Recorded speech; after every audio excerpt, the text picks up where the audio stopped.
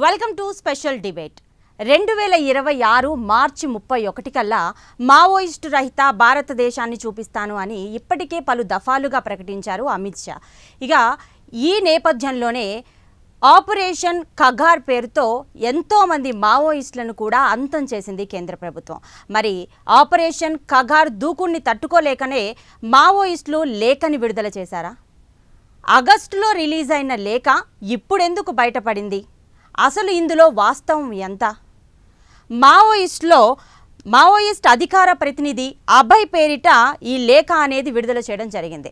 So గతంలో కూడా ఎన్నో దఫాలుగా ఈ లేఖను విడుదల చేసినా కూడా కేంద్ర ప్రభుత్వం రెస్పాన్స్ అవ్వలేదు దీని మీద.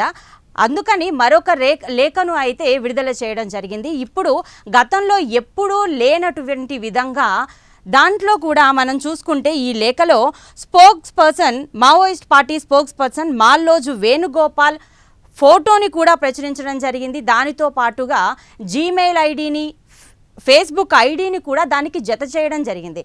గతంలో ఎన్నోసార్లు లేఖలు పంపించినప్పటికీ కూడా ఇప్పుడు మాత్రం దానికి భిన్నంగా ఈ ఫేస్బుక్ ఐడిని, జీమెయిల్ ఐడిని ఎందుకు అటాచ్ చేశారు? అసలు ఇందులో వాస్తవం ఎంత అనేది ఇవాల్టి మన డిబేట్ ప్రధాన అంశం. మరి ఈ డిబేట్లో పాల్గొనడానికి మనతో పాటు ఉన్నారు సీనియర్ జర్నలిస్ట్ ఉప్పాల లక్ష్మణ్ గారు. నమస్తే అండి.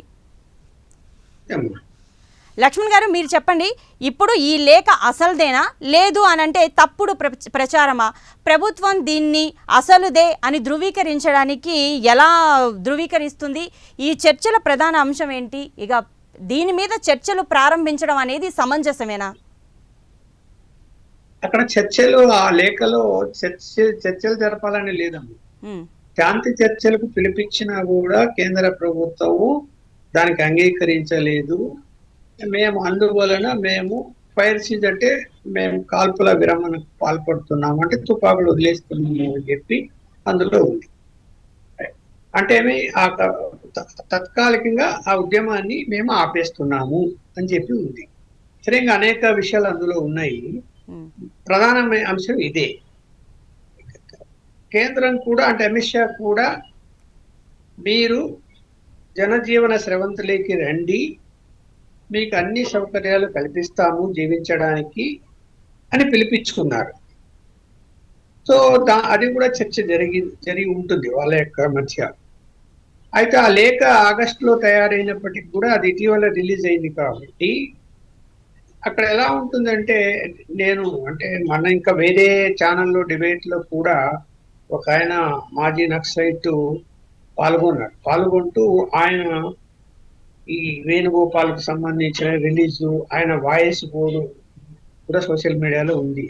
ఆ వాయిస్ ను గుర్తుపట్టాను, లేఖ మాత్రం ఇది ఫేక్ కాదు, ఆయనే రిలీజ్ చేశాడు అని చెప్పి ఆయన అంగీకరిస్తున్నాడు. మనకంటే తెలీదు, వాళ్ళంటే ఆ సంస్థలో నుంచి బయటకు వచ్చి జనజీవన స్రవంతిలో ఉన్నారు కాబట్టి కొంత అవగాహన ఉంటుంది. అందువలన ఖచ్చితంగా ఆ లెటర్ ఆయనే రాశారు. నేనైతే వాదించాను, ఏంటి పోలీసులు కూడా అలా లెక్క తయారు చేసి డిమార్లైజ్ చేయడానికి ప్రయత్నం చేయొచ్చు కదా, చాలా మంది కమ్యూనికేషన్ దాన్ని అందిస్తే ఏమో విరమించేసాము, మనం ఎందుకు ఇక్కడ అడవుల్లో ఉండాలని చెప్పి వాళ్ళ ఇంటి దారి పట్టొచ్చు, అలా మిస్గైడ్ చేయడానికి కూడా అవకాశం ఉంటుంది అని చర్చ జరిగినప్పుడు ఆయన అయితే దాన్ని అంగీకరించలేదు. ఎందుకంటే ఉద్యమం అంటే బలహీనపడింది, అనేక మంది చనిపోతూ ఉన్నారు, అంటే ఎన్కౌంటర్లు చేస్తున్నారు. ఈ పరిస్థితుల్లో మనము సాధించేది ఏమీ లేదు, దీన్ని మనము విరమిద్దాము, అంటే తుపాకు విడిచిపెడతాము అనేటువంటి పద్ధతిలో ఆ లేఖ విడుదల అయ్యింది. సో కేంద్రం ఏదైతే నిరంకుశంగా ఎన్కౌంటర్లు చేస్తున్నదో దాన్ని భరించే పరిస్థితిలో ఇవాళ ఉద్యమకారులు లేరు అనేటువంటిది ఆయన కూడా చెప్పుకొచ్చాడు. ఆ లేఖలో కూడా అదే అంశాలు కూడా ఉన్నాయి. మొత్తంగా మావోయిస్ట్ పార్టీ బలహీన పడింది అని అంటున్నారా? ఎస్, బలహీన పడింది అని అంటున్నారు. ఎందుకంటే దాదాపు 7 మంది ప్రధాన ప్రముఖులు, అంటే ఆ యొక్క సంస్థను నడిపేటువంటి వాళ్ళు ఎన్కౌంటర్ అయి ఉన్నారు. నాయకుడు అనేవాడు ఉంటే కింది కార్యకర్తలు పనిచేస్తారు ధైర్యంగా. నాయకులే ఎన్కౌంటర్ అయిపోతే కింది కార్యకర్తలకు అభద్రతా భావం ఏర్పడుతుంది కదా. ఉండొచ్చు. వాళ్ళలో కొంతమంది ఆడుకొని ఉంటారు. ఎందుకు మనము తుపాకులు వదిలిపెట్టాలి, మన ఉద్యమం సాధిద్దాము అని చెప్పి మాట్లాడే వాళ్ళు కూడా అందులో ఉండవచ్చు. సో ఏది ఏమైనా కొంత చర్చ జరిగిన తర్వాత ఆ లేఖ బయటకు వచ్చింది అని చెప్పి అంటున్నారు. సరే, ఒకవేళ లేఖ ఫేక్ అయితే ఆ ఉద్యమానికి సంబంధించిన ఆ వేణుగోపాల్ కాకపోతే ఇంకొకరు ఎవరైనా కూడా ఆ లేఖ ఫేకు అని చెప్పి వాళ్ళు ఈ పాటికి చెప్పి ఉంది, చెప్పలేదు. మరి ఫేస్బుక్, ఈమెయిల్ ఇవన్నీ ఎందుకు ఇచ్చారు అంటే ఇది ఫేక్ కాదు, ఎస్ మేమే రిలీజ్ చేసాము, ఏదైనా ఉంటే ఒకవేళ ప్రభుత్వం నుంచి ఏదైనా కమ్యూనికేషన్ ఉంటే ఈమెయిల్కి ఇవ్వచ్చు, పబ్లిక్ కూడా ఈమెయిల్ పంపిస్తారు, అలాగే ఫోటో కూడా ఫలానా ఆయన రిలీజ్ చేశాడు ఈ లెటర్, ఇదిగో ఈయనే అని చెప్పి అది కొంత నమ్మకం కలిగించే విధంగా అవి రిలీజ్ చేసి ఉంటారు అని చెప్పి భావిస్తున్నాడు ఆయన కూడా. లక్ష్మణ్ గారు, ఇప్పుడు మావోయిస్టులు ఆయుధాలని పక్కన పెట్టి కేంద్ర ప్రభుత్వం చర్చలకు సిద్ధం అని అన్నారు. ఈ చర్చలకు కూడా నెల రోజుల సమయం అనేది అడగడం జరిగింది. ఎందుకు? అది అయిపోయింది ఆ సమయం. మేము చర్చలకు పిలవమని చెప్పేశారు కదా. ఓకే, ఇప్పుడు వాళ్ళు ముందు చర్చలకు మేము వస్తాము అని చెప్పి వాళ్ళు అడిగిన మాట వాస్తవము. గతంలో కూడా ఇలాంటి లేఖలు పంపించారు. కేంద్ర ప్రభుత్వం నుంచి ఎటువంటి రెస్పాన్స్ లేకపోవడం వల్లనే ఇప్పుడు ఈ జీమెయిల్ ఐడిని, ఫేస్బుక్ ఐడిని జత చేయడం వల్ల సో వాళ్ళు జూమ్లో కానీ ఇలా మీటింగ్ పెట్టుకునే అవకాశం ఏమన్నా ఉందా? సో దానికోసమే ఈ ఐడీలు ఏమన్నా పంపించుంటారా? లేదు లేదు లేదు, వాళ్ళు ఆ లేఖ నిర్ధారించడానికి ఫర్దర్ కమ్యూనికేషన్ ఏదైనా ఇస్తే కనుక చూసుకోవడానికి ఇచ్చి ఉంటారని నేను అనుకుంటున్నాను. అతను కూడా ఎవరైతే నేను వేరే చర్చలో పాల్గొన్నటువంటి మాజీ నక్సలైట్స్ కూడా అదే చెప్పాడు. కాకపోతే ఏంటంటే చర్చలు చెప్పడం వల్ల కేంద్రానికి ఒక తీసుకున్నాం లేదు, విచనారహితంగా కాల్పులు జరిగి అమాయకులను చంపేస్తున్నాము. ప్రత్యేకించి మహిళలు ఎన్కౌంటర్ అవుతుంది. నిన్న కూడా 2 మహిళలు ఎన్కౌంటర్ అయ్యారు గచ్చిబౌలిలో. ఎంత బాధగా ఉంటుందమ్మా. ఇప్పుడు ఊరు వదిలి అక్కడికి అడవులకి వెళ్ళి తిండి లేక అసలు అభద్రతా భావంతో ఎప్పుడో చివరి పోలీసులు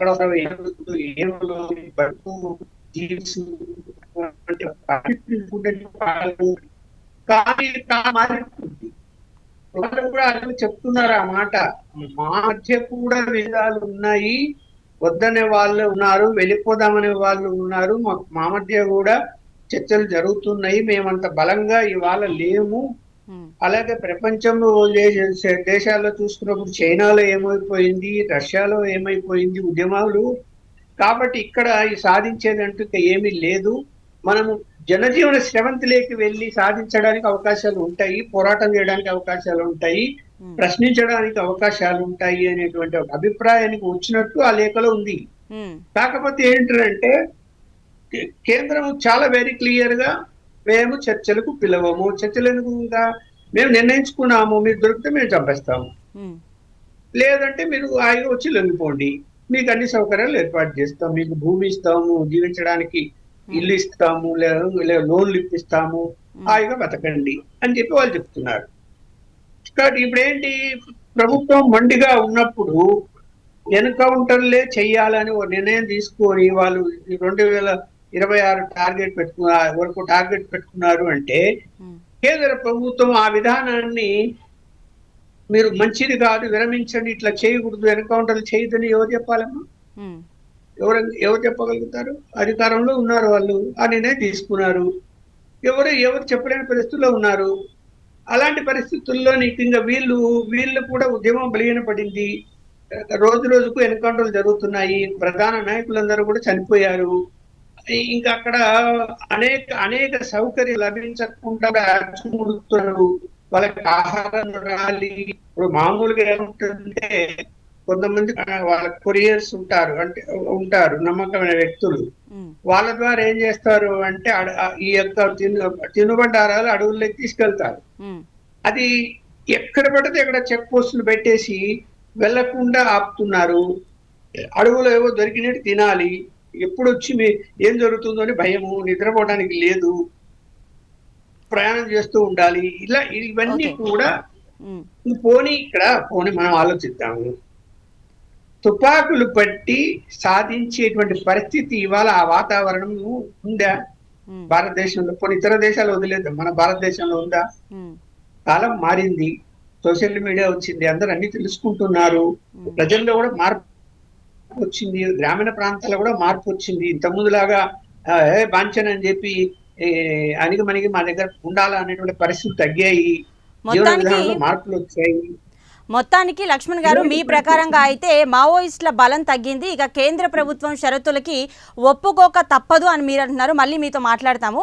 సో ఇదే అంశం గురించి మనతో పాటు చర్చలో పాల్గొనడానికి మాస్ లేన్ పార్టీ నుంచి అన్వేష్ గారు సిద్ధంగా ఉన్నారు. అన్వేష్ గారు నమస్తే అండి. అన్వేష్ గారు నమస్తే అండి. ఇప్పుడు మావోయిస్టులు ప్రతిపాదించిన షరతులు ఏవైతే ఉన్నాయో, ఇప్పుడు ఆయుధాలను వదిలేసి చర్చలకు సిద్ధంగా ఉన్నాము, ఈ ఆపరేషన్ కగార్ని నిలిపివేయండి అని ఏవైతే షరతులు పెట్టారో ఇవి చర్చకు అనుకూలమా, లేక ప్రభుత్వం ఈ షరతుల్ని అంగీకరించడం వల్ల కేంద్ర ప్రభుత్వం బలహీనపడుతుందా? ఇంత మాత్రం కాదండి. వాళ్ళు చాలా అప్పీల్ చేశారు, చాలా రకాలుగా ఆపరేషన్ కగార్ను నిలిపివేయాలని చెప్పేసి. చాలా సందర్భాల్లో వాళ్ళు కోరడమే కాకుండా సమాజంలో ఉండే మిగతా సంఘాలు, పార్టీలు, లెఫ్ట్ అభిప్రాయం కలిగిన వాళ్ళు, లేకపోతే డెమోక్రట్స్ అందరూ కూడా ఈ యొక్క ఆపరేషన్ కగార్ను నిలిపివేయాలనేటువంటిది చాలా స్పష్టంగా డిమాండ్ చేశారు. ఎందుకంటే మేము చర్చలకు సిద్ధము అని చెబుతున్న సందర్భంలో ప్రభుత్వం అంత నిరంకుశంగా మేము ఎట్టి పరిస్థితుల్లో ఎన్కౌంటర్ చేస్తాం అంటే, ఎన్కౌంటర్ అనే దానికి అర్థం లేదండి. అసలు గతంలో పట్టుకొని కాల్చి చంపడం అనేటువంటిది ఏదైతే జరుగుతుందో, ఇప్పుడు కూడా సరిగ్గా ఎన్కౌంటర్ అంటే పట్టుకొని కాల్చి చంపడం అనేటువంటిదే జరుగుతుంది తప్ప, అంటే వాళ్ళు కాల్పులు జరపడం, వీళ్ళు కాల్పులు జరపడం, దాని మధ్యలో చనిపోవడం అనేటువంటిది అంశం వేరుగా ఉంటుంది. అట్లా కాకుండా సర్టన్ ఏరియాని పట్టుకొని దాన్ని చూసి టార్గెటెడ్ గా వాళ్ళని చంపడం అనేటటువంటిది ఇది చాలా దుర్మార్గమైనటువంటి విషయం. ఇది కేంద్ర ప్రభుత్వం చేయవలసినటువంటి పని కాదు అనేటువంటిది కూడా నేను చాలా స్పష్టంగా చెప్పదలుచుకున్నా. ఎందుకంటే మేము ఒకవైపు మీ దగ్గర మాట్లాడటానికి సిద్ధంగా ఉన్నాము అంటే, మీరు ఆయుధాలు వదిలిపెట్టండి, ఆయుధాలు వదిలిపెడితేనే మేము మాట్లాడతాము అంటే, అది కూడా చర్చించే అవకాశం కూడా అందులో ఉండే అవకాశం ఉంది. కాబట్టి ముందు మీరు ప్రిలిమినరీగా చర్చలకు పిలవండి, ఆపరేషన్ కగార్ను నిలిపేయడం ద్వారా ఆ చర్చలు ఫలవంతమైతే మీరు అనుకున్నది కూడా జరిగే అవకాశం ఉందన్నంత సిమ్టమ్స్ అందులో ఆ లేఖలో గతంలో వాళ్ళు కోరారు. కానీ ప్రభుత్వం మాత్రం ఏమాత్రం పరిగణలోకి తీసుకోకుండా చంపడమే ఆయుధంగా ఈ 4-5 నెలల కాలంలో వందలాది మందిని ఒక రకంగా రక్తపు టేరులు పారించినటువంటి స్థితి ఈ నేల మీద కనపడుతుంది అనేటువంటిది ఇది ఎట్టి పరిస్థితుల్లో సరైనటువంటి విషయం కాదనేటువంటిది కూడా మనం అర్థం చేసుకోవచ్చు. అన్వేష్ గారు, ఇది కేంద్ర ప్రభుత్వానికి సరికాదు అని మీరు అంటున్నారు. గతంలో కూడా మావోయిస్టులు ఇలాంటి ఎత్తుగడలు ఎన్నో వేసింది. సో అలాంటప్పుడు ఇది కూడా ఈ లేఖ, ఇప్పుడు ఈ చర్చలకు సిద్ధం అనడం, ఆయుధాలను మేము పక్కన పెడతామని చెప్పడం కూడా మావోయిస్టుల ఎత్తుగడ అని ఎందుకు అనుకోకూడదు? ఒకవేళ ఈ చర్చలకు గనక సఫలం అయితే, ఇంతకుముందు ఎప్పుడు చర్చలు జరిపినా కూడా అవేమీ సఫలం అవ్వలేదు. సో అలాంటప్పుడు కేంద్ర ప్రభుత్వం ఎలాంటి నిర్ణయం తీసుకుంటుంది అనుకుంటున్నారు? ఒకటి, ఇప్పుడు లేటెస్ట్ గా వచ్చిన ఉత్తరం అనేది మరీ ఆహ్వానించదగినదిగా ఉంది. వాళ్ళు ఏమంటున్నారంటే, మారిన పరిస్థితుల్లో ఈ వర్ధమాన రాజకీయాల నేపథ్యంలో మనం వీటిని గనక అర్థం చేసుకుంటే ఇప్పటికిప్పుడు దీర్ఘకాలిక సాయుధ పోరాట పంత అనేటటువంటిది అంత సమంజసం కాదేమో, దీన్ని తాత్కాలికంగా విరమింపజేసుకోవటం ద్వారా ప్రజా ఉద్యమాల్ని, ప్రజా ఆందోళనని తీసుకొచ్చేటటువంటి అవకాశం కూడా ఈరోజు ఉన్న నేపథ్యంలో మేము అంటే నిజంగా ఒకవేళ లెటర్ వాస్తవమైనదై ఉండి వేణుగోపాల్ గారు లేదా సోము గారు పేరు మీద వచ్చినటువంటి ఆ లెటర్ నిజమైనదే అయితే మాత్రం సమాజం కానీ కేంద్ర ప్రభుత్వం కానీ అందరూ కూడా చాలా స్పష్టంగా ఆహ్వానించాలి, దాన్ని మనం స్వీకరించాలి. ఎందుకంటే అనేక విషయాలు వాళ్ళు రాశారు. ఇది ఒక రకంగా అతివాద దుందుడుకు చర్యలుగా భావించే స్థితి కూడా ఏర్పడింది ఇందులో. మేము ఏదైతే ఈ గత 2-3 దశాబ్దాలుగా వస్తున్నటువంటి రాజకీయ పరిస్థితుల్ని సరిగ్గా విశ్లేషణ చేసుకోకపోవడం, ముందుకు వెళ్ళలేకపోవడం అనేటటువంటి అనేక అంశాలు కూడా ఇందులో చాలా స్పష్టంగా పేర్కొన్నారు వాళ్ళు. ఇది పేర్కొన్న విధానాన్ని బట్టి చూస్తే ఇది ఫేక్ లేఖ అనేటువంటి అనుకోవడానికి అయితే అవకాశం లేదు. ఎందుకంటే ప్రభుత్వానికి కూడా అంత ఈరోజు ఇట్లాంటి లెటర్ పెట్టాల్సిన అవసరం కూడా లేదని నేను భావిస్తున్నా. ఎందుకంటే ఈరోజు ప్రభుత్వం కొంచెం అప్పర్ హ్యాండ్ లో ఉండి అనేక రకాలుగా ఎట్టి పరిస్థితుల్లో మేము ఒకటే పిలుపునిచ్చాం, మీరు వస్తే లొంగిపోండి లేకపోతే చావండి అనే పేరు మీద ఉండేటటువంటి ఒక వైఖరి ఈరోజు ప్రభుత్వం చేపట్టింది. కానీ వాళ్ళు మేము చర్చించడానికి సిద్ధంగా ఉన్నాం, మా దాన్ని తాత్కాలికంగా మేము విరమించుకోవడానికి సిద్ధంగా ఉన్నామని చెప్పినప్పుడు అది ఎత్తుగడైనా ఇంకొకటైనా ప్రభుత్వానికి ఏం పోతుందండి? ప్రభుత్వానికి ఏం నష్టం ఉన్నది? ఒకవేళ నిజంగా వాళ్ళు కనుక ఆలోచన చేసి సాయుధ పోరాటాన్ని తాత్కాలికంగా విరమింపజేసే, అంటే అందులో చాలా అంశాలు ఉన్నాయి, ఒకటని కాదు, రాజకీయంగా కావచ్చు, ఆర్థికంగా కావచ్చు, సామాజిక పరంగా కావచ్చు, అనేక అంశాలు. ఒకటి, ఈ 2-3 దశాబ్దాలుగా వచ్చినటువంటి అనేక మార్పులు, వాళ్ళు పొందిన నష్టాలు, ఇవన్నీ కూడా అందులో వాళ్ళు పేర్కొన్న నేపథ్యంలో కేంద్ర ప్రభుత్వం చర్చించడానికి ఇదొక ఎత్తుగడనో మరొకటో అని అనుకోవడానికి వీల్లేదు. వాళ్ళు చాలా స్పష్టంగా ముందుకొచ్చి మాట్లాడతామని అనుకున్నప్పుడు ప్రభుత్వం ఏం కోరుకోవాలి? ఎవరైనా కూడా చర్చల ద్వారా పరిష్కారం. ఇప్పుడు ఎందుకండి, మొన్న పాకిస్తాన్తో చర్చలు జరిపారు, ఇప్పుడు ఏం చేస్తున్నారు? జెలెన్స్కీ తోట రష్యా యుక్రెయిన్ 2 కలిపి చర్చలు చేయమని అభిప్రాయపడుతున్నారు. చర్చించడానికి ట్రంప్ ప్రయత్నం చేస్తున్నాడు. అంటే నేను అనేది, ప్రపంచంలో ఎక్కడైనా ఏ సమస్యనైనప్పటికీ కూడా చర్చల ద్వారా మాత్రమే పరిష్కారం చేసుకోగలమనేటువంటిది చారిత్రక విషయం ఇక్కడ ఉన్న నేపథ్యంలో వాళ్ళు, మీరు ఇంతకు ముందు దీంట్లో రాశారు చారిత్రక లేఖ అని, నిజంగా వాళ్ళు ఆ లేఖను వాళ్ళు కనుక పెట్టి ఉంటే అది నిజమైనటువంటి చారిత్రక లేఖగానే భావించాల్సి వస్తుంది. ఎందుకంటే మా పార్టీ కూడా గత 4 దశాబ్దాలు 5 దశాబ్దాలుగా ప్రజా ప్రతిఘటన పోరాటం చేస్తూనే ఈ దేశంలో విప్లవం తీసుకురావాలని, సాయుధ దళాలను ఏర్పాటు చేసుకోవాలని ద్వారానే ఈ సమాజాన్ని మార్చగలమని మేము కూడా చాలా నమ్మాం. అయితే ఈ మధ్య మేము ఒక 2-3 సంవత్సరాల క్రితం నుండి ఇప్పుడుండే పెరిగినటువంటి పెట్టుబడిదారీ విధాన నేపథ్యంలో, ఇప్పుడుండే పరిస్థితుల్లో ప్రజా ఉద్యమాలు అనేటువంటివి ఇప్పుడు ఎంతైతే చట్టబద్ధంగా చేసుకోవడానికి, పోరాటం చేసుకోవడానికి అవకాశం ఉందో ఆ మేరకు చట్టబద్ధంగా పోరాటం చేసే అవకాశాలని కూడా సద్వినియోగం చేసుకునేటట్టుగా, ఆ వైపుగా ప్రభుత్వాన్ని బెండ్ చేసేటట్టుగా, వంచేటట్టుగా మనం ప్రయత్నం చేయొచ్చు అనే నేపథ్యంలోనే మేము కూడా దాన్ని మార్చుకొని ఈ రోజు ముందుకు వచ్చిన స్థితి ఉన్నది. మొత్తానికి ఈ లేఖ అవాస్తవం కాదు, వాస్తవమే అని అయితే మీరైతే గట్టిగా నొక్కి వంకారించి చెప్తున్నారు. ఆ పరిస్థితి కనిపిస్తోంది. మరి లక్ష్మణ్ గారు మీరు చెప్పండి, ఆల్రెడీ ఇప్పుడైతే కేంద్ర ప్రభుత్వం ఆయుధాలు వదిలి జనాల్లో కలిసిపోమని ఆల్రెడీ మావోయిస్టులకు చెప్పడం జరిగింది. దాంతో పాటుగా అసలు మావోయిస్టుల ప్రధాన లక్ష్యం ఏంటి? ప్రజల సమస్యలను తీర్చడమే.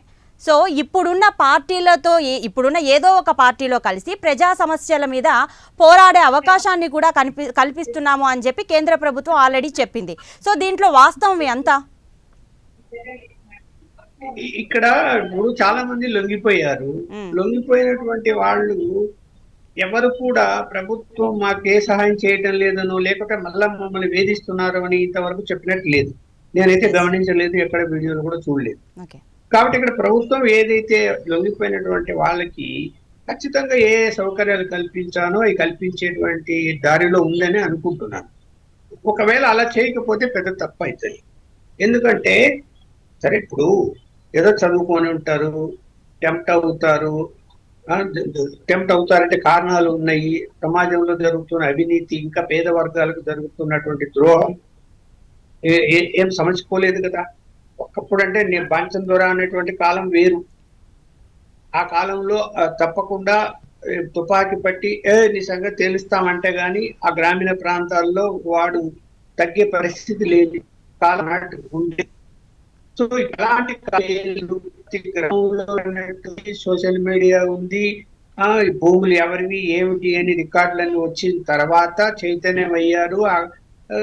అయినప్పటికీ కూడా ఇంకా కొన్ని చోట్ల అలాంటి వాళ్ళు ఇంకా ఉండొచ్చు. అలాగే ప్రభుత్వ అవినీతి కూడా పెద్ద ఎత్తున జరుగుతున్నది, కాదని అటలేదు.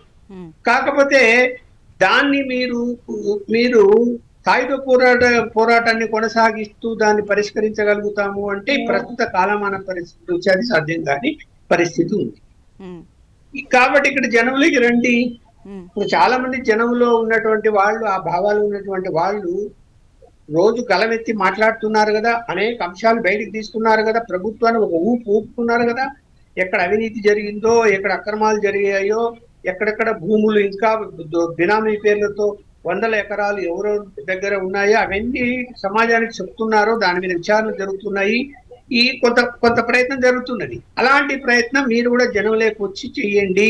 లక్ష్మణ్ గారు, మీరు సరిగ్గా గుర్తు చేశారు. ఇప్పుడు మీరు చెప్పినట్లు భూములు ఏవైతే మావోయిస్టులు చేస్తున్న అవినీతి ఆరోపణలు ఏవైతే ఉన్నాయో, సో ఇప్పుడు కేంద్ర ప్రభుత్వంతో కనుక చర్చలు అనేవి జరిగితే మీరు చెప్పిన ఈ అవినీతి ఆరోపణలు మావోయిస్టులు చేసినవి భూమి అడవుల హక్కులపై ఎటువంటి చర్యలు తీసుకోవాలి? ఇది దీర్ఘకాలిక శాంతికి దారితీస్తుందా? చూడమ్మా, ఇక్కడ ఏమైపోతుందంటే ఇప్పుడు ఈ సమాజంలో అనేక మంది ఇప్పుడు ఒక పక్షమే ప్రతిపక్షమే అధికార పక్షాన్ని అవినీతి బయట పెడుతున్నది, కేసులు రిజిస్టర్ అవుతున్నాయి, మళ్ళీ కాంప్రమైజ్ అయిపోతారు అండర్ గ్రౌండ్ వాళ్ళు ఒకరికొకరు పెద్దగా అవి కేసులు నిలబడే పరిస్థితి ఉండదు. అంటే సమాజంలో ఇవాళ నీతితో పరిపాలన చెయ్యాలనేటువంటి రాజకీయ పార్టీ ఒక్కటి కూడా లేదు, నా అభిప్రాయం. ఒక్కటి కూడా లేదు. లేని పరిస్థితిలో ఏదైతే కార్పొరేషన్ సిస్టమ్ వచ్చేసిందో, కార్పొరేట్ రంగాలంతా రాజకీయాలకు వచ్చేసారో జరుగుతున్న అవినీతి. ఇప్పుడు కూడా సాయుధ పోరాటం వలన మనం ఎంతమందిని మనం కాల్చగలుగుతాము, ఎంతమందిని దారిలోకి తీసుకురాగలుగుతాము, మీ సంఖ్య ఎంత, పోలీస్ సంఖ్య ఎంత, ఇవాళ రాజకీయ పార్టీల సంఖ్య ఎంత, రాజకీయ బలం ఎంత బలంగా ఉంటున్నది ఇవాళ, దాన్ని తట్టుకొని వీళ్ళు చేయగలుగుతారా అంటే చేసే పరిస్థితి లేదని వాళ్ళే అంగీకరిస్తున్నారు. నేను చెప్పడం కాదు, వాళ్ళ లేఖలోనే ఉంది ఆ మాట. కాబట్టి ఇక్కడ వాస్తవాలు గ్రహించి జనంలోకి రావడం అనేది ఏదైతే నిర్ణయం తీసుకున్నారో, కాకపోతే వచ్చిన తర్వాత వాళ్ళని వేధించకూడదు, వాళ్ళని అనుమానించకూడదు. వాళ్ళకి సౌకర్యాలు మేము ఏవైతే ఇస్తామంటున్నారో ఖచ్చితంగా ఇచ్చి తీరాలి. అక్కడ ఏదైనా పొరపాటు జరిగితే ప్రశ్నించాల్సినటువంటి అవసరం మనలాంటి వాళ్ళందరికీ కూడా ఉంది. ఓకే, అన్వేష్ గారు, మీరు చెప్పండి, ఒకవేళ ఈ లేఖకు కేంద్ర ప్రభుత్వం సానుకూలంగా స్పందిస్తే బస్తార్, ఛత్తీస్గఢ్ వంటి ప్రాంతాల్లో ఇక గిరిజనులు ఈ చర్చల నుండి ఏం ప్రయోజనం పొందగలరు? ఒకటి అండి, ప్రభుత్వం కనుక ఆమోదిస్తే ప్రజా ఉద్యమాలు చేయడానికి ఆ ప్రాంతాల్లో సంఘాలు మిగతా అందరినీ కలుపుకొని పోరాటం చేసేటటువంటి అవకాశము. ఎందుకంటే తుపాకీ ఉందనే పేరు మీద ప్రభుత్వం విపరీతమైనటువంటి నిర్బంధం చేస్తున్నది. అసలు ఎవరో ఒకరిద్దరు ముగ్గురు నలుగురు ఒక దళం దగ్గర ఆయుధాలు ఉంటే మొత్తం ఆ గూడెల్ని అక్కడ ఉండేటటువంటి ప్రాంతాల్లో ఉండేటటువంటి గిరిజనులందరినీ కూడా తీసుకెళ్లి హింసించటం, అనేక రకాలుగా నిర్బంధానికి గురి చేయటం అనేటువంటిది చాలా మటుకు జరుగుతున్నది. అంటే జరిగేది కొంత అయితే వాళ్ళు హింసకు మాత్రం ఎక్కువ గురి అవుతున్నటువంటి సందర్భం మనకు కనపడుతున్నది. అంటే దాని పేరు మీద వందలాది మందిని చంపుతున్నటువంటి స్థితి ఈరోజు చాలా స్పష్టంగా, అంటే గిరిజనులు కనీసం మాట్లాడుకోలేనటువంటి స్థితిని ఈరోజు కేంద్ర ప్రభుత్వం కల్పిస్తున్నది. అంటే నిజంగా ఎవరు ఆయుధం కలిగి ఉన్నారు, ఎవరితో మనం మాట్లాడాలి, ఎవరిని మనం శిక్షించాలనేటువంటిది కాకుండా ఆ పేరు మీద ఆ ప్రాంతంలో ఉండేటటువంటి యావత్ ప్రజానీకాన్ని, అంటే ఒక రకంగా గిరిజన జనాన్నందరినీ కూడా హింసించే వైపుగా ఈరోజు చాలా మంది చనిపోతున్న దాంట్లో వందల మందిలో వీళ్ళు కూడా పరిగణించదగ్గ స్థాయిలో ఈరోజు గిరిజన ప్రజలు ఉన్నారు అనేటువంటిది మనకు అర్థమవుతున్నది. అన్వేష్ గారు, ఈ దాడుల్లో ఒక్క మావోయిస్టులు మాత్రమే ప్రాణాలు కోల్పోవట్లేదు కదా, ఇటు పోలీసులు కూడా ప్రాణాలు కోల్పోతున్నారు కదా? చాలా తక్కువ అండి. ఎన్కౌంటర్ జరిగినప్పుడు మాత్రమే పోలీసులు గాని వీళ్ళు గాని చనిపోయే అవకాశం ఉంటది.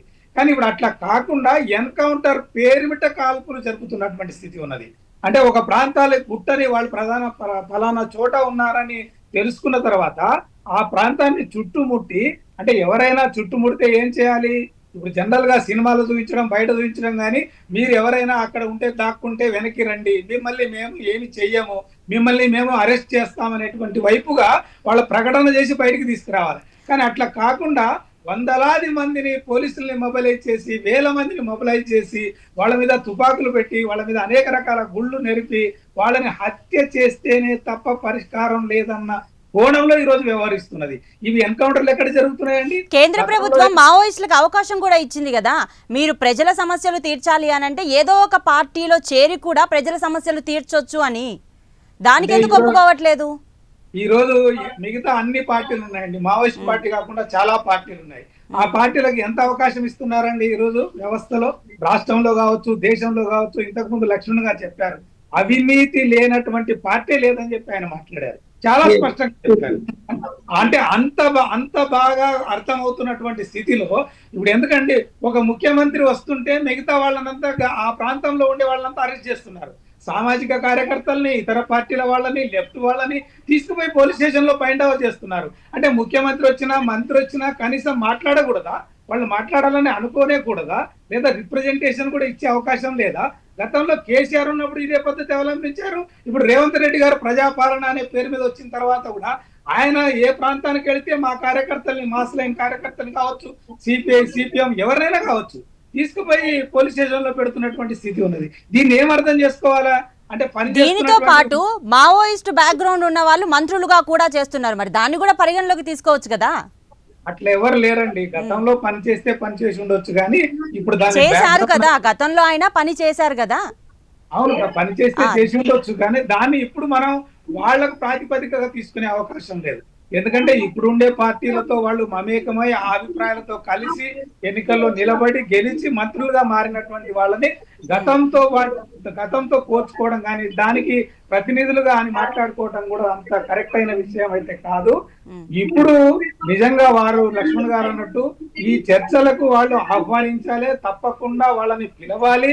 పిలిచిన తర్వాత వాళ్ళని ఎట్టి పరిస్థితుల్లో ఎలాంటి హింస లేకుండా, వాళ్ళ మీద కేసులు లేకుండా, వాళ్ళు ప్రజా ఉద్యమాలు చేయడానికి లేదా ప్రశ్నించడానికి, మిగతా వాళ్ళతో కలిసి పని చేయడానికి కూడా అవకాశం ఇచ్చేటట్టుగా ఉండాలి. కానీ శత్రుపూరితంగా, వైరుధ్యభరితంగా కనబడితే రేపు పోలీస్ స్టేషనే మీ ఇల్లు అనే వైపుగా ఈరోజు ప్రభుత్వం తీసుకునే వైఖరి కూడా మనకు కనపడుతుంది. కాబట్టి అట్లాంటి వాటికి లేకుండా ఉంటేనే బాగుంటుంది అనేది నేను అభిప్రాయం. లక్ష్మణ్ గారు, మీరు చెప్పండి, అన్వేష్ గారు ఏదైతే అంటున్నారో దానికి మీరు ఏకీభవిస్తారా? ఇప్పుడు ఆల్రెడీ లొంగిపోయిన వాళ్ళు ఎవరైతే ఉన్నారో వాళ్ళ మీద ఇప్పటి వరకు ఎటువంటి కేసులు లేవు. వాళ్ళకి రక్షణే కల్పిస్తోంది తప్ప ప్రభుత్వం, వాళ్ళకి రక్షణ లేదు అనే ప్రస్తావన అయితే ఇప్పటి వరకు అయితే జరగలేదు. అది నిజమా కాదా? అంటే ఒకటి ఏంటంటే వారు చెప్పింది చాలా సత్యాలు చెప్పారు. ఏమి లేని విషయం ఏం చెప్పడం లేదు. కాకపోతే ఏంటంటే ఎక్కడో ఏదో జరిగింది అనుకోండి, ఎవరైతే లొంగిపోయి సమాజంలో జీవిస్తుంటారో వాళ్ళని అనుమానిస్తారు. ఈ పోలీస్ వ్యవస్థ అనుమానిస్తుంది. ఎందుకు అనుమానించాలి? మీకు నెట్వర్క్ ఉంటది కదా ఏంటి అనేది. సరే, ఇప్పుడు ఒకవేళ వాళ్ళు తుపాకులు వదిలేసి మొత్తం సమాజంలోకి అందరూ వచ్చేసారు అనుకోండి, ఇంక నక్సలైట్లనే ఉండనప్పుడు ఇంకా అనుమానించేది లేకపోతే ఏదో చేసేది ఏమి ఉండదు. వాళ్ళ మీద ఏం చేయగలుగుతారు? ఇంకా అక్కడ ఉద్యమం లేకపోతే ఏమన్నా అనుమానిస్తారు వాళ్ళు. కాబట్టి అలా జరుగుతుందో లేదో చెప్పలేము. మరి ఇంకా ఆ లేఖలో కొంతమంది విభేదిస్తున్నారు.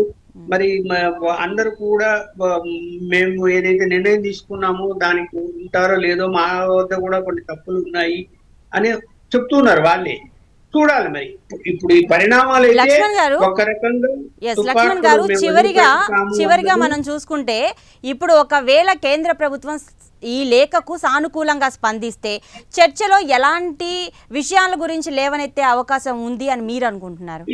ఇక్కడ చర్చలే లేవు. మా కేంద్రం చర్చలు జరుపుతామని చెప్పలేదు. ఒకవేళ సానుకూలంగా స్పందిస్తే చర్చలకు రమ్మని పిలిస్తే లొంగిపోమంటున్నారు అంతే.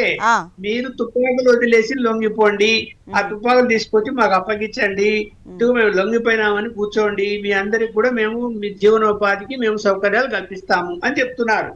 ఇంకా చర్చలే అంటూ ఏం జరగవు, జరిగే ఛాన్స్ లేదు, జరిగే అవకాశం లేదు. ఇంకా వాళ్ళే ఇప్పుడు స్వచ్ఛందంగా ఇంకా విరమించుకుంటున్నప్పుడు సాయుధ పోరాటాన్ని ఇంకా వాళ్ళు ఒక్కొక్కరు బయలుదేరి సమాజంలోకి వచ్చేస్తారని నేను అనుకుంటున్నాను. సో అన్వేష్ గారు, మీరు చెప్పండి, ఇక చివరిగా చర్చలకు అనుకూలంగా అయితే కేంద్ర ప్రభుత్వం లేదు అని చెప్పి లక్ష్మణ్ గారు స్పష్టంగా చెప్తున్నారు. మరి మీ ప్రకారంగా అయితే ఒకవేళ చర్చలు జరిగితే ఎటువంటి పరిణామాలు జరగచ్చు? అంటే చర్చలు అనే విషయం లేదండి. ఇక్కడ ఏంటంటే వాళ్ళు గతంలో చర్చలు చేయమని చెప్పి చాలా అప్పీల్ చేశారు, అనేక సంఘాలు చేసినాయి, మిగతా వాళ్ళందరూ చేశారు. దానికి ప్రభుత్వం నో చెప్పింది. మేము ఎట్టి పరిస్థితుల్లో చర్చలు చేయడానికి వీల్లేదు, చావో రేవో మీరో తేల్చుకోవాలనే వైపుగా ఇంతకు ముందు ప్రభుత్వం మాట్లాడింది. అయితే ఇప్పుడు వాళ్ళు అంటే నిజమైన లేఖనే గనక అయితే అది మేము మొత్తంగా ఈరోజు ఈ యొక్క దీర్ఘకాలిక సాయుధ పోరాటాన్ని తాత్కాలికంగా మేము విరమించడానికి సిద్ధంగా ఉన్నాం. ఈ నేపథ్యంలో ప్రభుత్వం వెంటాడి వేటాడి చంపడం మానుకోవాలి. మా వాళ్ళు ఎక్కడ కనపడ్డా కూడా మేము, ఎందుకంటే ఇప్పుడుండే ఈ లేఖ ప్రకారం మేము వాటికి దూరంగా ఉండేటటువంటి పరిస్థితి ఉన్నది. మేము దాన్ని చేయడానికి సిద్ధంగా లేము. మేము ఇప్పుడుండే చట్టబద్ధ పరిస్థితుల్లో పోరాటానికి మేము అనుకూలంగా ఉన్నామని చాలా స్పష్టంగా వాళ్ళు రాసినప్పటికీ దాన్ని పరిగణలోకి తీసుకోకపోతే రేపు మళ్ళీ హింస చెలరేగే అవకాశం ఉంటుంది. అంటే మళ్ళీ వాళ్ళని కేసులు పెట్టడం, మళ్ళీ వాళ్ళని పోలీస్ స్టేషన్ తీసుకెళ్లడం. ఇక్కడ రెండు విషయాలండి. ఒకటి, లొంగిపోతే వాళ్ళు అవకాశాలు కల్పించడం వేరు. మేమంతకు ఖుద్దుగా మేము దీన్ని విరమించుకుంటున్నాము, మేము ఇప్పుడు సమాజంలో అందరిలాగా ఉండి పోరాటం చేస్తాము అని చెప్పడం వల్ల వాళ్ళు డబ్బులు ఇవ్వాల్సిన అవసరం లేదు. వాళ్ళు ఇంతకు ముందు మిగతా వాళ్ళకి ఇచ్చినట్టుగా వీళ్ళకి కూడా ఇవ్వాలని అట్లాంటిది ఏమి అందులో లేదు. వాళ్ళు ఏం కోరుకుంటున్నారు అంటే, ఇప్పుడుండే లేఖ ద్వారా మీరు మీ హింసా విధానాలను విడనాడాలి, మీరు అరెస్ట్ చేసే పద్ధతుల్ని విడనాడాలి, మా లేఖ నేపథ్యంలో మీ యొక్క తదుపరి చర్యలు అనేటువంటిది కేంద్ర ప్రభుత్వం ఉండాలి, కానీ వైషమ్యపూరితంగా ఉండేటటువంటి పరిస్థితి ఉండకూడదు అనేదే వాళ్ళు ఈరోజు లేఖలో పేర్కొన్నారు. ఆ వైపుగా కేంద్ర ప్రభుత్వం నిజంగా ఆలోచించాలా. ఎందుకంటే వాళ్ళు అది ఏ లేఖ అయినప్పటికీ కూడా ఇది ఒక పాజిటివ్ అంశంగా ఈరోజు సమాజంలో ఉన్నప్పుడు, ఒక చారిత్రక లేఖగా ఈరోజు అందరూ భావిస్తున్నప్పుడు, దాన్ని ప్రభుత్వం వైపు నుంచి నిజంగా ఒక మెట్టు దిగి, ఎందుకంటే వాళ్ళ అప్పర్ హ్యాండ్ లోనే ఉన్నారు, చర్చల కోసం కిందికి దిగి వాళ్ళతో మాట్లాడటంలో ఎటువంటి తప్పు లేదు. వాళ్ళ ఆ ప్రయత్నం చేయకపోతేనే కేంద్ర ప్రభుత్వం నేరపూరితం అవుతుంది అనేటువంటిది కూడా నేను ఈ సందర్భంగా స్పష్టం చేస్తున్నాను. థ్యాంక్ యూ అన్వేష్ గారు. Thank you. సో మొత్తానికి చూసుకుంటే మావోయిస్టులు రాసిన లేఖలో అయితే స్పష్టంగా మేము ఆయుధాలని వదిలేస్తాము, మేము జనజీవనంలో కలిసిపోతాము, చర్చలకు మేము సిద్ధం, ఆపరేషన్ కగార్ని నిలిపివేయాలి అని స్పష్టంగా అయితే ఈ లేఖలో అయితే మనకు కనిపిస్తోంది. కానీ కేంద్ర ప్రభుత్వం మాత్రం ఈ చర్చలకు సానుకూలంగా అయితే స్పందించినట్లయితే ఇప్పటివరకు అయితే కనిపించట్లేదు. సో ఇది ఇవాల్టి మన డిబేట్ ప్రధాన అంశం. మరొక చక్కటి అంశంతో మరొకసారి మీ ముందుకు వస్తాం. అప్పటి వరకు చూస్తూనే ఉండండి ప్రైమ్ 9 నిజం ఇదే మా ఇజం.